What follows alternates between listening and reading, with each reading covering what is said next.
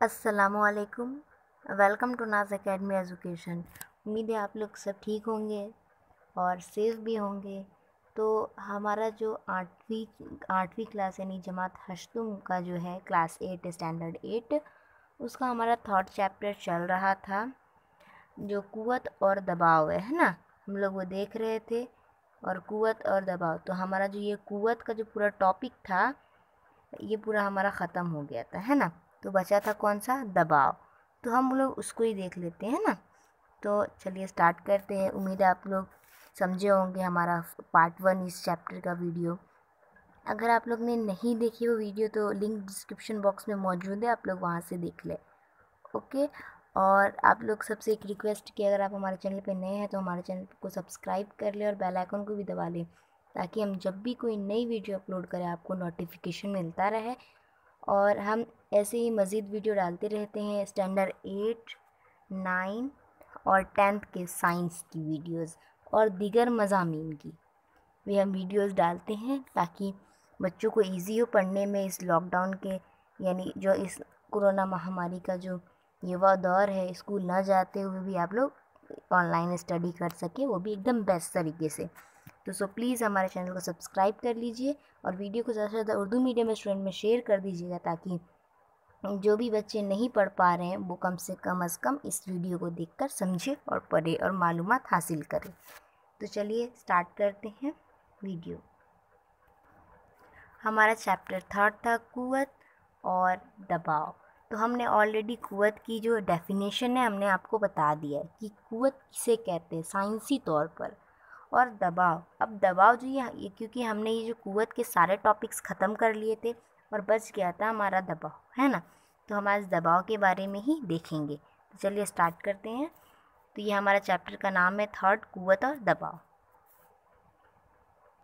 जिस तरह हमने कुव्वत के बारे में जानने से पहले हमने सबसे पहले ये देखा था कि कुव्वत किसे कहते हैं, कुव्वत की डेफिनेशन क्या है ना। हमने आपको कुव्वत के बारे में डिटेल में समझाया था। उसके बाद उसी तरह हम दबाव के बारे में भी एकदम डिटेल से समझेंगे। क्यों?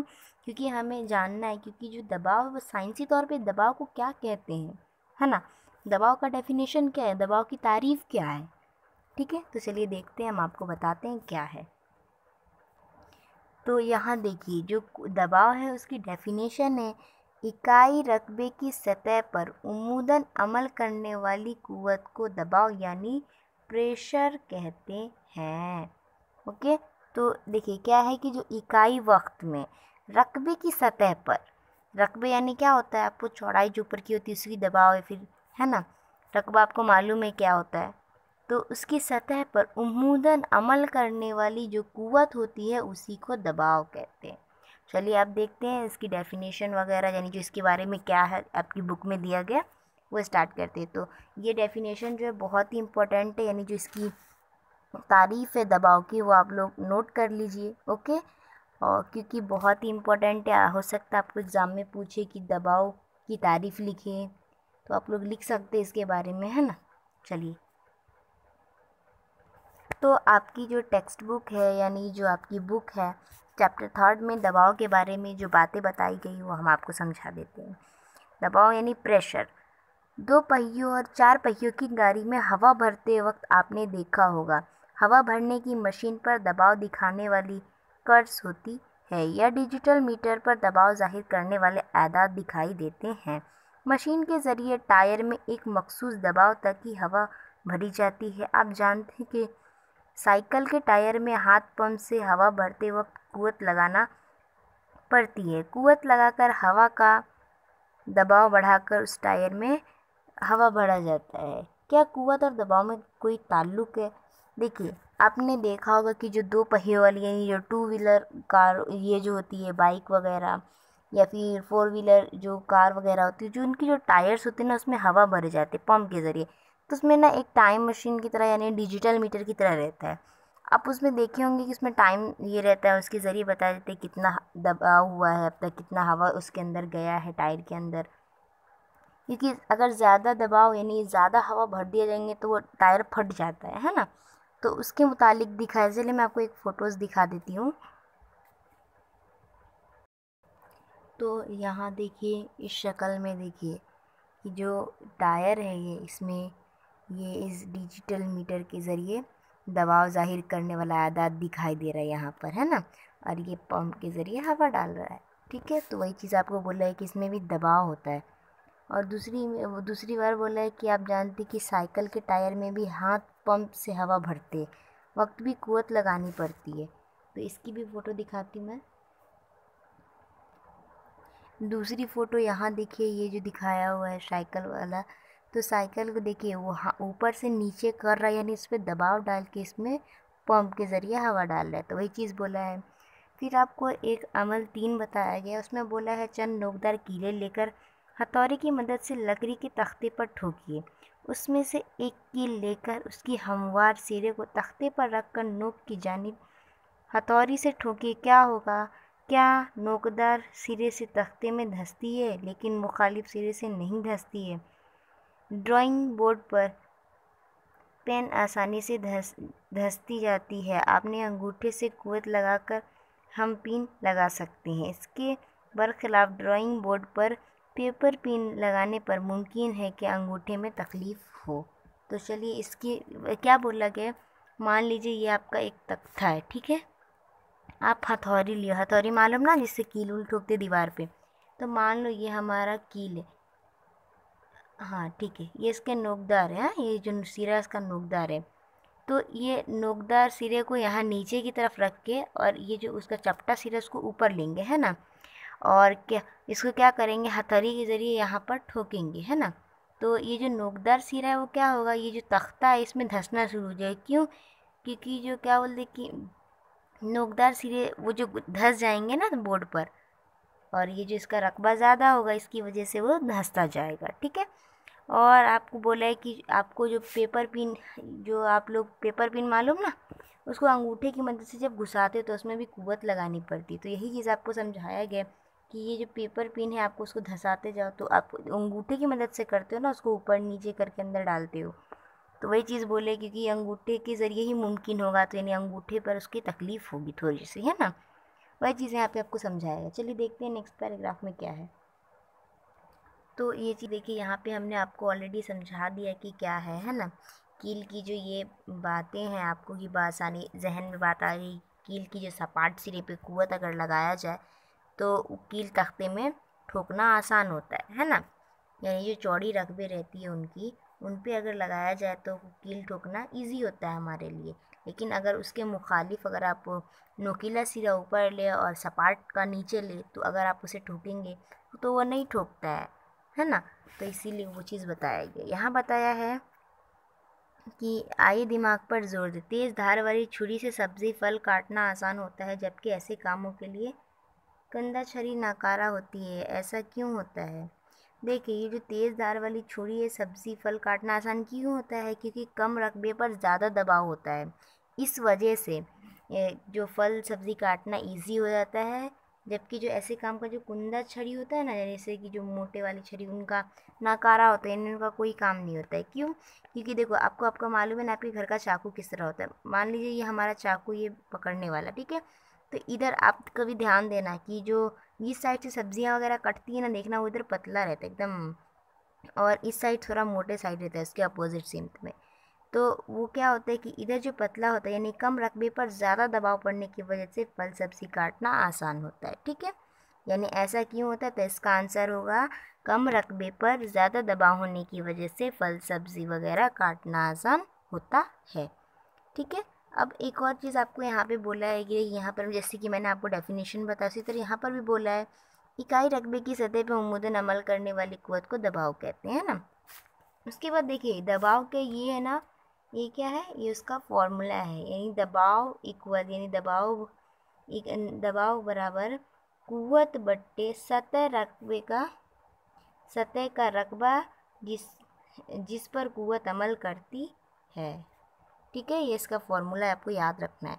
ओके, उसके बाद बोला गया कि फ़िलहाल हम एक हमवार सतह पर उम्मूदन अमल करने वाली कुव्वत के मुतालिक गौर कर रहे हैं। अब आता है हमारा दबाव की इकाई, यानी यूनिट ऑफ प्रेशर। एसआई निज़ाम में कुव्वत की इकाई न्यूटन है और रकबे की इकाई मीटर स्क्वायर या मुरब्बा मीटर है। क्यों, देखिए जो मीटर स्क्वायर है ना उसकी को मुरब्बा मीटर भी कहा जाता है। इन्हें सही निज़ाम में कुव्वत की इकाई न्यूटन ही है ना। और रकबे की इकाई क्या है, मीटर स्क्वायर। ये स्क्वायर है ना उर्दू में मुरब्बा बोलते हैं इसीलिए।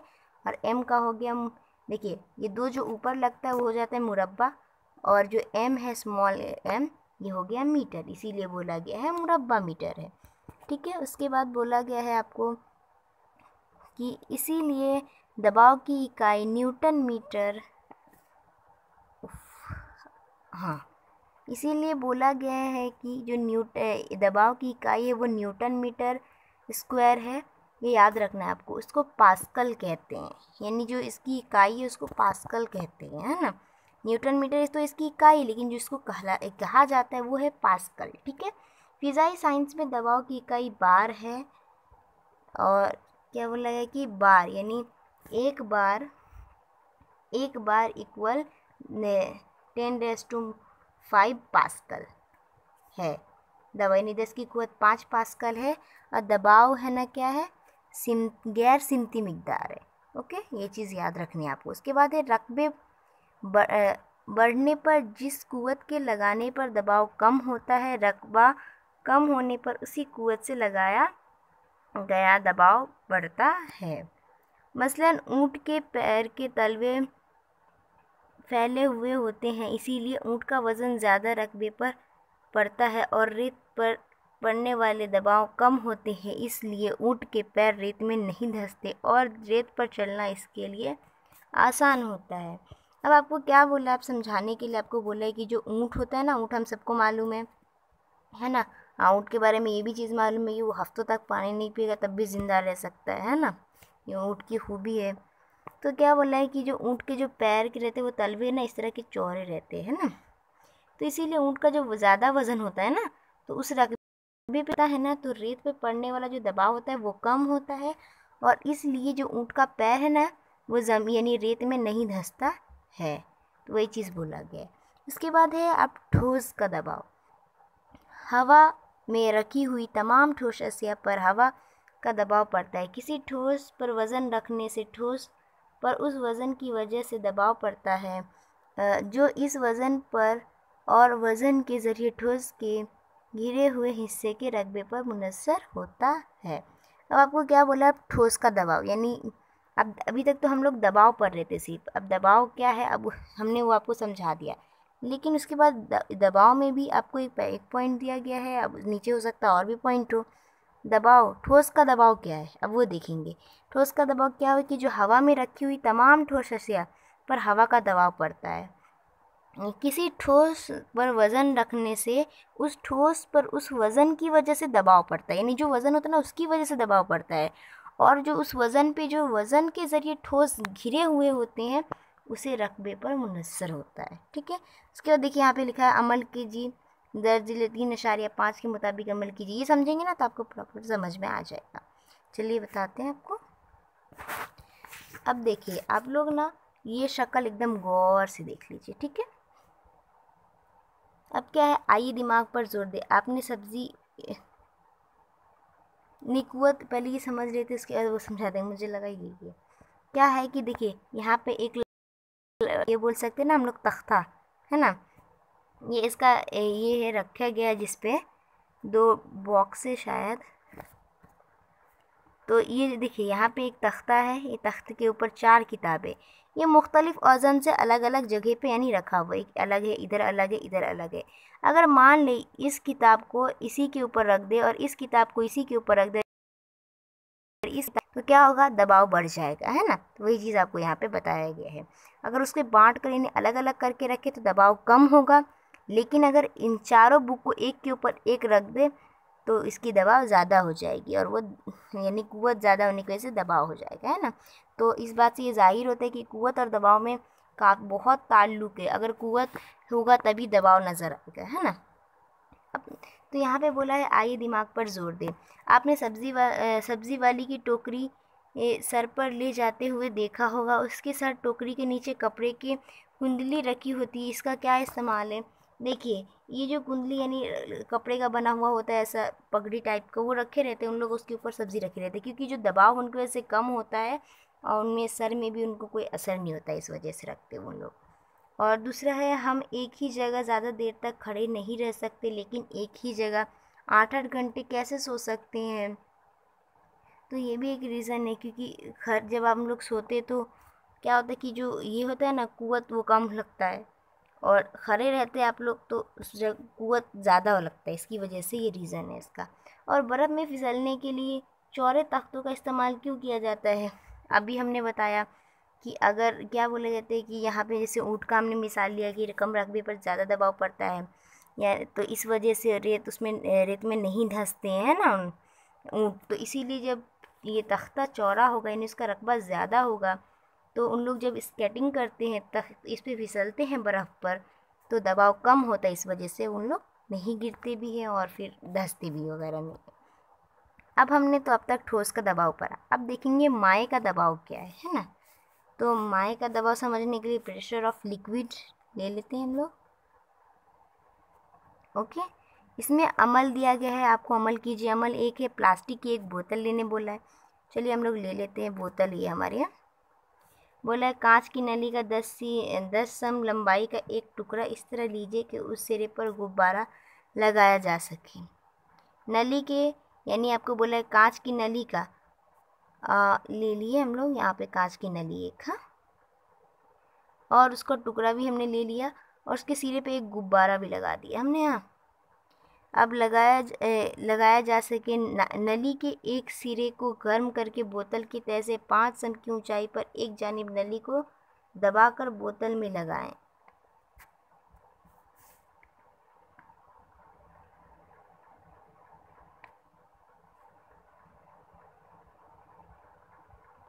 और बोतल में लगाया। शक्ल 3.6 के बाजू में पानी निकले, इसलिए इसके अतराफ मोम पिघलाकर लगा दीजिए। अब बोतल में धीरे धीरे पानी भरिए, गुब्बारा फूलता जाएगा।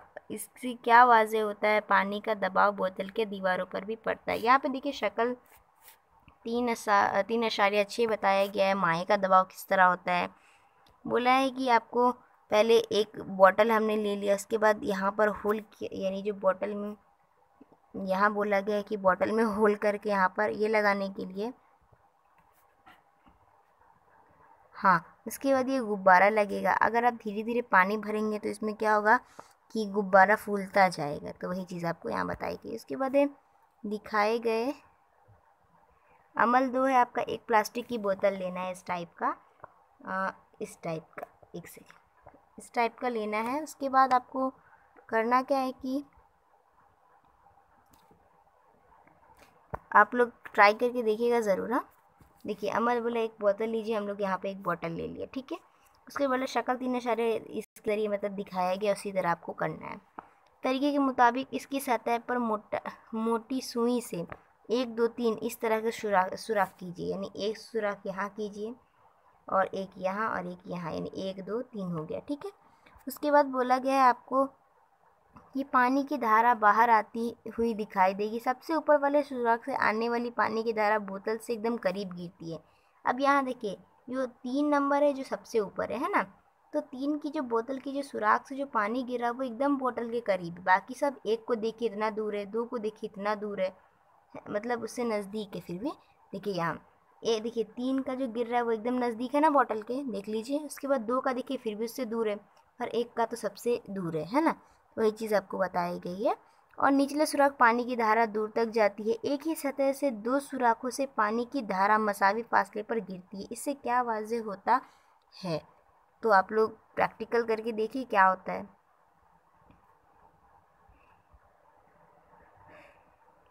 क्या होगा, रीज़न ये होगा कि एक ही सतह से जब माए का दबाव मसावी होता है, यानी जब एक ही सिरे पे आप लोग क्या करेंगे कि जब इसको यहाँ पर होल कर देंगे, एक यहाँ पे है ना, तो ये दोनों तो एक ही सिरे रहेगा, तो जब ये गिरेगा ना तो बराबर ही ये रहेगा, उसका दबाव बराबर ही रहेगा। इस तरह माए की गहराई के साथ दबाव बढ़ता है, ये चीज़ साबित हो गई, ठीक है। उसके बाद है अब आप देखेंगे गैस का दबाव किस तरह होता है, यानी गैस प्रेशर। चलिए ये भी देख लेते हैं हम लोग क्या है। देखिए हम लोग ने अब तक देखा कितना, हम लोग ने ठोस का दबाव देखा, माए का दबाव देखा, गैस का दबाव देखा। उसके बाद और भी है, फ़िज़ाई दबाव भी है। तो अब देखते हैं गैस का दबाव क्या है। किसी गुब्बारे में मुंह से भरते वक्त वो हर सिमत फूलता है। अगर गुब्बारा सुराख वाला हो तो फूंकने पर वो हवा बाहर निकलती रहती है और गुब्बारा फूलता नहीं। ये मुशाहिदत ऊपर किए गए हैं माए के तजुर्बात के नताइज की तरह है। ऐसे दिखाई देता है कि माए की तरह ही गैस जिस बर्तन में बंद हो उसकी दीवारों पर दबाव डालती है। इसलिए गैस और तमाम मायात को सयाल यानी फ्लूइड कहा जाता है। बर्तन में सयाल तमाम सतहों, दीवारों और सतहों में अंदरूनी तौर पर दबाव डालता है। बर्तन में बंद महदूद व कमियत के सयाल का दबाव अंदरूनी तौर पर हर सिमत में मसावी तौर पर अमल करता है। यानी क्या बोला आपको, जो तजुर्बा ऊपर बोला था गुब्बारा वाला, उसी की तरह है कि अब देखो हम लोग क्या करते, कभी कभी बच्चे बोलते किसी को भी, भाई बहन घर में किसी को बोलते हमारा गुब्बारा फुला दो, है ना। तो हम तो जानते नहीं उस गुब्बारे में क्या है, होल है कि नहीं है ना, सुराख है कि नहीं। तो हम फूंकते जाते, बाई चांस अगर उसमें सुराख निकलता है तो हवा पास होते जाती रही तो हम लोग सोचते भाई निकल क्यों रहा है।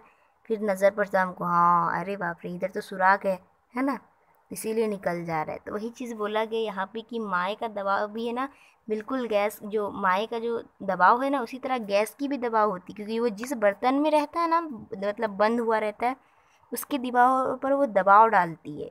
इसीलिए गैस और तमाम मायात यानी जो सयाल है उसको यानी मायात को सयाल कहा जाता है। बर्तन में तमाम सतह और दीवारों और तहों में अंदरूनी तौर पे वो दबाव डालता है। और बर्तन में जो बंद महदूद व कमियत होता है ना, के सयाल का भी दबाव अंदरूनी तौर पर ही हर सिमत में मसावी तौर पर अमल करता है। अब तो हमने देख लिया गैस का दबाव। अब हम देखेंगे फ़िज़ाई दबाव क्या है ना। एटमॉस्फेरिक प्रेशर ज़मीन के अतराफ हवा का गिलाफ है। इस गिलाफ को ही फ़िज़ा कहते हैं। सतह ज़मीन से 16 किलोमीटर बुलंद तक फ़िज़ा है। इसके आगे तकरीबन 400 किलोमीटर तक फ़िज़ा बहुत ही हल्की होती है। हवा की वजह से पैदा होने वाला दबाव ही फ़िज़ाई दबाव कहलाता है। तसव्वुर कीजिए कि ज़मीन की इकाई रकबे की सतह पर एक बहुत ही ऊंचा खोखला मदार इस्तवाना खड़ा है और उसमें हवा है। सतह शक्ल 3.8 बताई गई है, उसमें हवा का वज़न ज़मीन की सिमत लगाई गई कुव्वत है। यही हवा का दबाव है जो वज़न और सतह के रकबे का हासिल ज़र्ब है।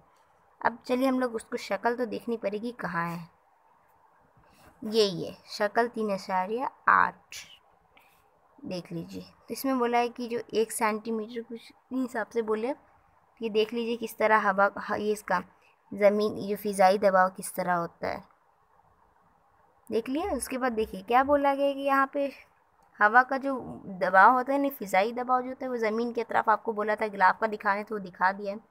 हाँ, इसमें एक चीज़ पॉइंट ये है कि ज़मीन के अतराफ जो हवा का गिलाफ है उस गिलाफ को ही फ़िज़ा कहते हैं। और सतह ज़मीन से 16 किलोमीटर बुलंद तक फ़िज़ा है। उसके तकरीबन आगे आप अगर यहाँ ये भी ना लिखे ना, इतना लिख सकते हैं तकरीबन 400 किलोमीटर तक फ़िज़ा बहुत ही हल्की होती है हवा की, इस वजह से पैदा होने वाले दबाव को फ़िज़ाई दबाव कहलाते हैं। यानी यहाँ से यहाँ तक ये जो डेफिनेशन है वो याद रखनी है और यहाँ से यहाँ तक जो डेफिनेशन है वो याद रखनी है। फ़िज़ा किसे कहते हैं तो आप ये वाली डेफिनेशन लिखेंगे और फ़िज़ाई दबाव क्या होता है ये डेफिनेशन लिखेंगे, ठीक है। अब आपको देखना है कि सतह समुद्र में जो मौजूद हवा होता है ना, उसके दबाव को एक एटमॉस्फेयर कहते हैं। हम जैसे जैसे सतह ज़मीन से ऊपर जाते हैं वैसे वैसे हवा का दबाव कम होता जाता है, ठीक है। यानी यहाँ पर बोला है कि यानी एक एटमॉस्फेयर हवा का दबाव जो भी ये हवा है वो 101 ज़रब 10 की कुव्वत 3 पास्कल यानी एक बार इक्वल 10 की कुव्वत 3 मीटर बार होगा, ठीक है।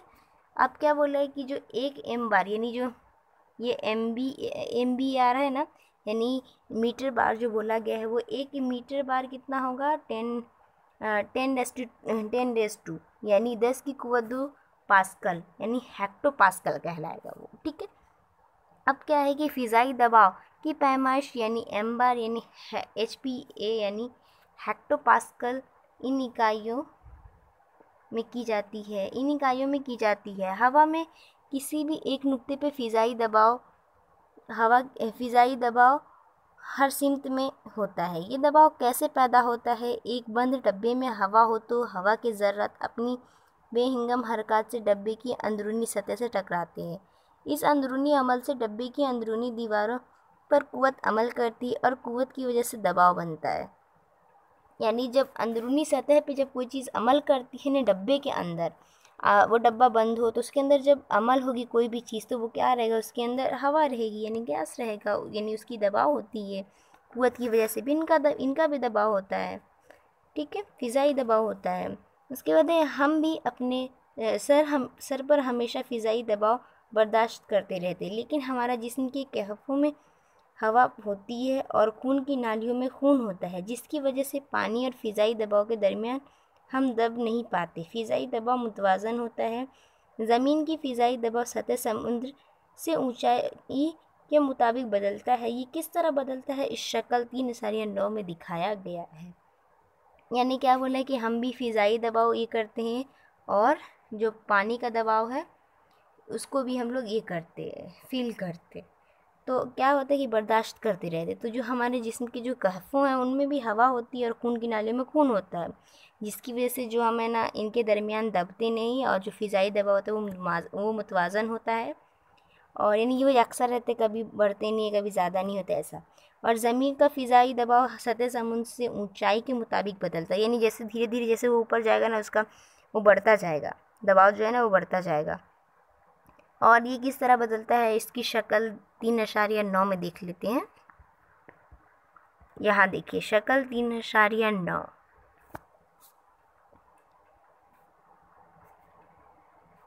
अब देखिए यहाँ पे हवा का दबाव बताया गया हुआ है।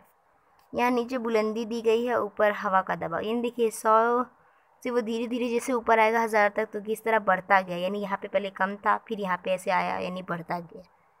उसके बाद है, आइए दिमाग पर जोर दें, ये समझ लेते हैं।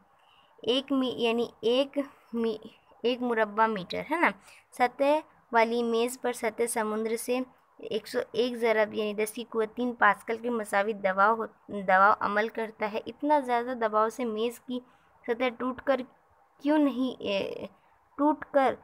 नहीं जाती। यानी बोला गया है कि जो सतह समुद्र पे जो यानी एक मेज़ बोला है आपको, 1 मुरब्बा मीटर सतह पर मेज़ बोला गया रखकर सतह समुद्र पे, ये जो 101 ज़रब 10 की कुव्वत 3 पास्कल है। अब देखिए, अब 10 की कुव्वत 3 समझा नहीं होगा ना, देखिए क्या बताती हूँ आपको। पता है 10 की कुव्वत 3 असल में होता क्या है। देखो हम लोग क्या लिखते हैं, 10 लिखते हैं, ठीक है, 100 लिखते हैं और 1000 लिखते हैं, हो गया। अब देखो क्या है, अब ट्विस्ट आएगा। अब क्या है, देखिए हमने यहाँ पे 3 सिफर लगाए है ना, तो हम इसको 10 की कुव्वत 3 भी लिखते हैं, ये चीज़ याद रखना, ठीक है। आपको आगे है 10th में है, 9th में भी है, तो ये चीज़ याद रखनी। ये जो कुव्वतें होती हैं ना वो इसी के बेस पर रहती है। यानी जो 1000 आपको दिया गया है वो 10 की कुव्वत 3 होगी, अगर 10,000 होगा तो 10 की कुव्वत 4 होगी। इस तरह पावर बढ़ते जाता है, ठीक है। आप लोग अभी 8th क्लास में, छोटी क्लास में, आप लोग 10th में जाएंगे ना, तो इसकी जो बहुत इंपॉर्टेंस है वो किस रीज़न है, ठीक है। अब वो क्या है, कुव्वते उछाल है, यानी बियॉन्ड फोर्स। अब कुव्वते उछाल क्या है ये देख लेते हैं। अमल कीजिए, आपको बोला गया है कि प्लास्टिक की एक खाली हल्की बोतल लेकर उसे ढक्कन से अच्छी तरह बंद कीजिए। बोतल पानी में फेंक कर देखिए क्या होता है। वो तेज़ी से तैरती रहेगी, ये मतलब वो तैरती रहेगी।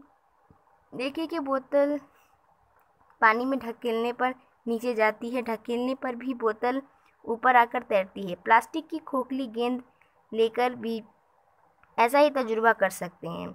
शक्ल 3.10 बोला गया आपको देखने के लिए, समझने के लिए। आपको बोला गया है कि देखिए यहाँ पे एक खाली बॉटल फेंका गया है, ये देखिए ये तैर रही है ज़मीन के ऊपर ही, है ना। उसी तरह आपको प्लास्टिक का बॉल भी है तो वो भी तैर रही है। तो वही चीज़ बोला गया है कि वो तैरती रहेगी। क्यों, उसका रीज़न है क्योंकि कुव्वते उछाल जो होता है ना, अभी आगे हम लोग पढ़ेंगे कुव्वते उछाल क्या है। जैसे कि कुव्वते उछाल से मैं एक चीज़ रीज़न बोलना चाहूँगी कि देखिए आपके बाल्टी में पानी रखा हुआ है, एकदम पूरा फुल रखा हुआ है। आप उसमें क्या कीजिए, आप अपना पैर डाल के देखिए क्या होता है, पानी गिरना स्टार्ट हो जाता है। तो वही चीज़ कुव्वते उछाल है। अब प्लास्टिक की बोतल को पानी से लबालब भरकर ढक्कन अच्छी तरह लगाइए और पानी में छोड़िए। बोतल पानी के अंदर तैरती दिखाई देती है। ऐसा क्यों होता है? क्योंकि वज़न होने की वजह से अंदर डूब जाती है और ये खाली होने की वजह से ऊपर तैरता रहता है। ठीक है। अब प्लास्टिक की खाली बोतल और गेंद गेंद पानी की सतह पर तैरते हैं। इसके बरखिलाफ पानी से भरी हुई बोतल पानी के अंदर तैरती है, वो मुकम्मल तौर पर डूबती नहीं है। बोतल के अंदर पानी के वज़न के मुकाबले खाली बोतल का वज़न बहुत ही मामूल होता है। वही चीज़ मैंने आपको भी समझाई अभी कि जो बोतल के अंदर पानी के वज़न के मुकाबले खाली बोतल का वज़न बहुत ही मामूल होता है। ये बोतल पानी भरने पर ना ही मुकम्मल तौर पर डूबती है और ना ही ऊपर आती है। इसका मतलब है कि पानी से भरी बोतल पे नीचे की जानिब से अमल करने वाली जो शक्ली कुव्वत यानी Fg, इसके मुखालिफ ऊपरी सिमत से अमल करने वाली कुव्वत Fb के मुतवाज़न होगी। ये कुव्वत बोतल के अतराफ पानी में पाई जाती है। पानी या किसी भी महलूल या हवा में मौजूद शे पर ऊपर की सिमत अमल करने वाली कुव्वत यानी कुव्वत उछाल Fb कहते हैं। उम्मीद है आपको समझा होगा कि कुव्वत उछाल क्या है। मैंने आपको ये भी करके समझाई। उसके बाद आइए दिमाग पे जोर दें, वो आपके लिए अमली काम है। आप लोग देखो और इसको समझो क्या है इसका रीज़न। ठीक है, क्योंकि मैंने रीज़न आपको एक्स्ट्रा नहीं पूछता, आपकी बुक में जो समझाया गया ना उसी के बेस पे पूछता है आपको। ये आइए दिमाग पर जोर दे, ऐसा क्यों होता है, नहीं होता है।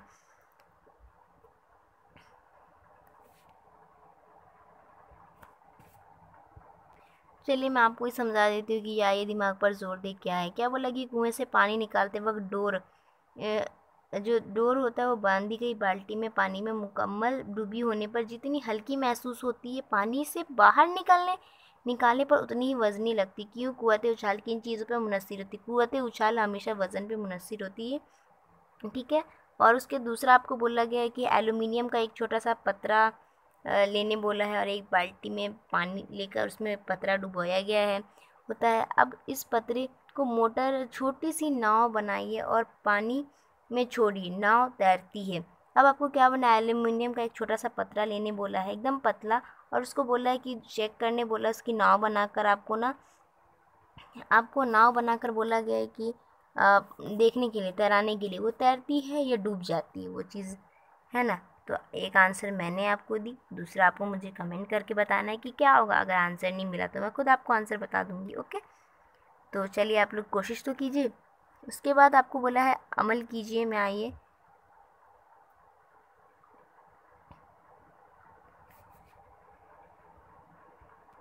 और जो कुव्वत उछाल है ना हमेशा कसाफत पर भी मुनहसर होती है। ठीक है, तो ये आपको एक चीज़ बोला गया है कि एक अमल करके देखने बोला है। क्या है?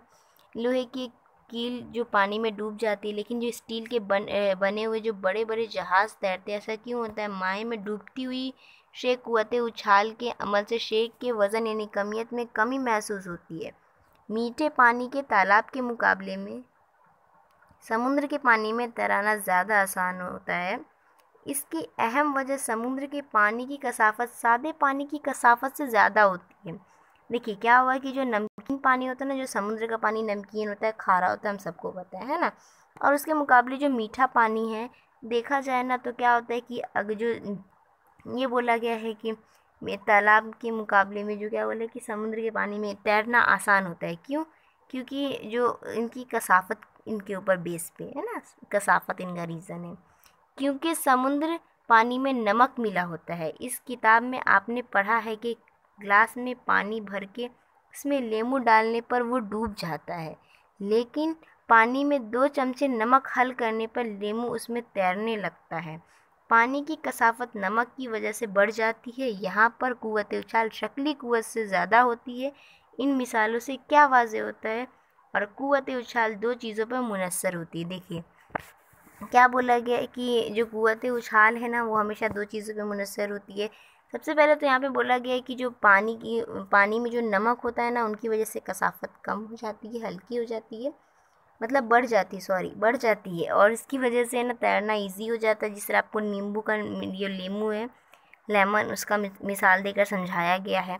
और ये जो सबसे अहम पॉइंट ये है इसमें कि कुव्वत उछाल इन 2 चीज़ों पे मुनहसर होती है। पहले तो शे का हज़म बोला गया है, और मायत में डूबने वाली अशिया का हज़म जितना ज़्यादा होगा कुव्वत उछाल उतनी ज़्यादा होगी। उसके बाद दूसरा है माए की कसाफत, क्योंकि मैंने भी आपको कसाफत बताई थी है ना, कसाफत जितनी ज़्यादा होगी क़ुव्वत उछाल उतना ही ज़्यादा होता है।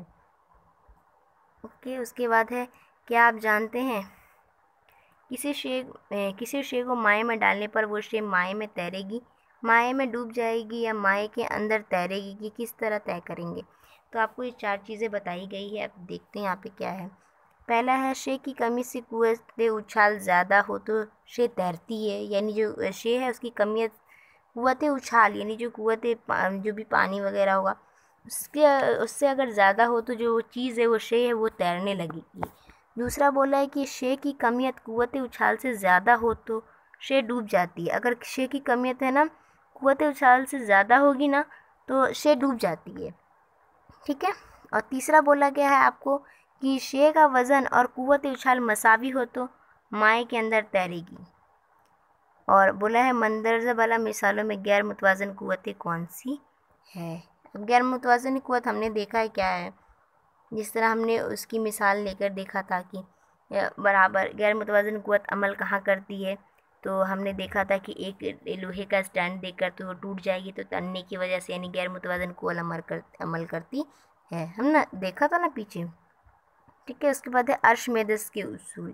अर्शमेदिस ये एक साइंटिस्ट है जिन्होंने, अब देखिए यहाँ पे बोला गया जो अर्शमेदिस के उसूल है, यानी जो साइंटिस्ट अर्शमेदिस थे उनके क्या उसूल है। शक्ल 3.11 बोला देखने के लिए, ये देखिए। ठीक है। उसके बाद बोला है आपको कि दिखाए गए तरीके से एक बड़े रबर बैंड को एक नुक्ते पर काट लीजिए। इसके एक सिरे पर साफ धोया हुआ एक छोटा सा पत्थर यानी 50 ग्राम का कमियत की शे बांधी, यानी जो 50 ग्राम की जो पत्थर होगी उसको बांधने बोला आपको। अब रबर बैंड के दूसरे सिरे को जहाँ उंगलियों से आपने पकड़ा है वहाँ पिन से निशान लगाइए। पत्थर या वज़न को हवा में लटकाए रखिए। ऊपर के निशान से पत्थर तक रबर बैंड की लंबाई नापिए, यानी जो पत्थर से आपने निशान लगाया ना, पत्थर से लेके उसकी लंबाई बोला नापने के लिए कितना है। ठीक है। उसके बाद बोला है, अब एक बर्तन में पानी भरकर पत्थर को उसमें डूबा हुआ रखिए। ठीक है। अब पहले तो हमने खाली इसको चेक किया, उसके बाद अब बोला डूबा हुआ चेक करने के लिए। अब फिर रबर की लंबाई नापे, क्या दिखाई देगा। देखिए फ़र्क नज़र आएगा, क्योंकि जब आप खाली रखोगे ना, यानी जिस बर्तन में पानी नहीं रहेगा और आप रबर बैंड को जो लटका हुआ रहेगा उसमें देखोगे तो उसकी लंबाई ज़्यादा होगी, और जो पानी से भरा हुआ है ना उसमें देखेंगे तो उसमें जो रखा हुआ जो लटका हुआ रबर बैंड रहेगा उसमें कम दिखाई देगा, है ना लंबाई। तो ये फ़र्क रहेगा। ये लंबाई पहले से कम दिखाई देती है। पानी में पत्थर जैसे डूबता है वैसे वैसे रबर की लंबाई कम होती जाती है और मुकम्मल डूबने पर लंबाई सबसे कम हो जाती है। पानी में डालने पर लंबाई कम होने की क्या वजह हो सकती है। पत्थर पानी में डूबने से उस पर ऊपर की सिमत क़ुव्वत उछाल यानी अमल करती है। क़ुव्वत उछाल अमल करती है क्यों? क्योंकि क़ुव्वत उछाल आपने ये भी पढ़ा, क़ुव्वत उछाल अमल करती है। पत्थर का वज़न नीचे की जानिब अमल करता है, जिसकी वजह से नीचे की जानिब अमल करने वाली कुल क़ुव्वत कम होती है। इस क़ुव्वत उछाल की जो कदर है वो कितनी होगी। क्या वो किसी भी माए में मसावी होती है। क्या तमाम अशिया पर क़ुव्वत उछाल मसावी मिक़दार में अमल करती है। ऐसे तमाम सवालों के जवाब अर्शमेदिस के उसूलों में पोशीदा है। ये उसूल है उनके, यानी जो भी सवाल है ना आपको, अर्शमेदिस की जो उसूल है साइंटिस्ट अर्शमेदिस उन्होंने बताए।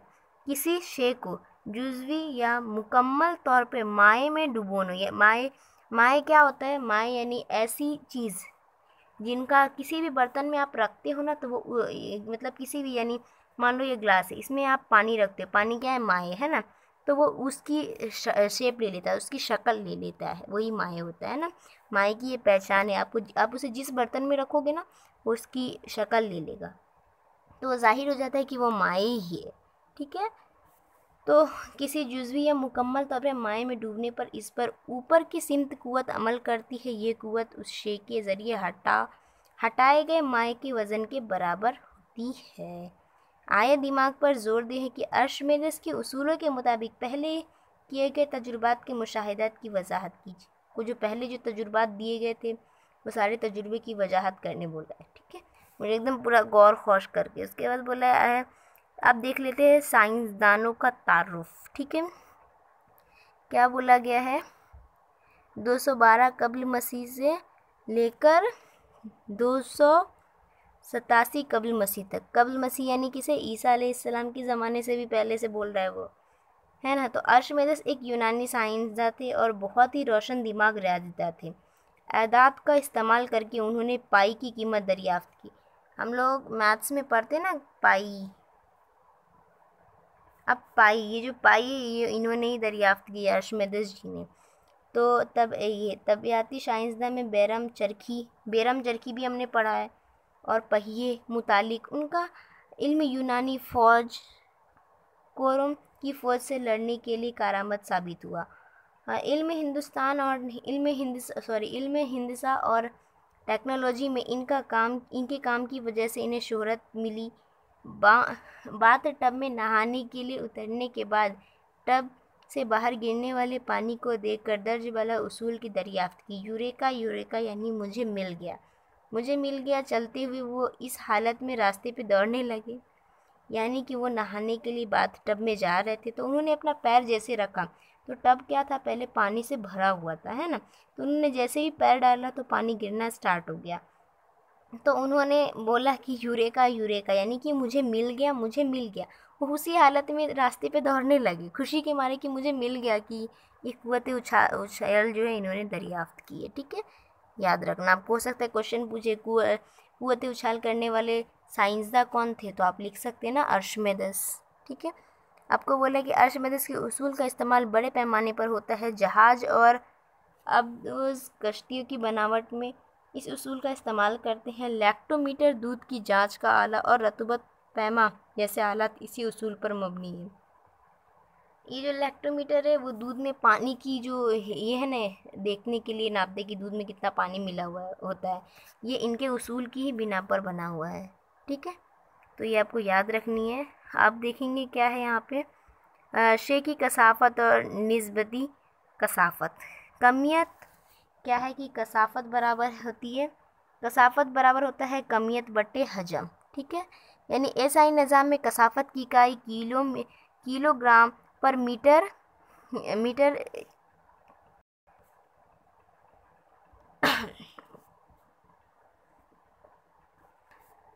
यानी कसाफत इक्वल कितना होता है, कमियत बटे हजम, है ना। और एसआई निज़ाम में कसाफत की इकाई है किलोग्राम पर मीटर क्यूब, यानी मीटर मकब है। बस मुझे समझ में नहीं आ रहा था मैं आप लोग को क्या बोलूँ, क्योंकि मैं क्यूब बोलती हूँ हमेशा, लेकिन आप लोग मकब बोलते क्योंकि उर्दू मीडियम से पढ़ते हो ना आप लोग, इसके लिए। शे के खालिसपन को तय करने के लिए कसाफत की खासियत बहुत ही मुफीद होती है। शे की निस्बती कसाफत पानी की कसाफत के तनासुब में ज़ाहिर की जाती है। अब क्या है, निस्बती कसाफत यानी निस्बती कसाफत के बराबर होता है शे की कसाफत बटे पानी की कसाफत। ठीक है, यह एक जैसी मिकदार यानी ये एक जैसी मिकदारों की निस्बत है, इसीलिए इसकी इकाई नहीं होती, यानी ये एक जैसी मिकदार है इसीलिए इनकी कोई इकाई नहीं बताया गया है। निस्बती इकाई ही शे की मखसूस शक्ल कहते हैं, यानी जो मखसूस शक्ल है वही कहते हैं उसको। ठीक है, उसके बाद आपको हल करदा मिसालें दी गई हैं।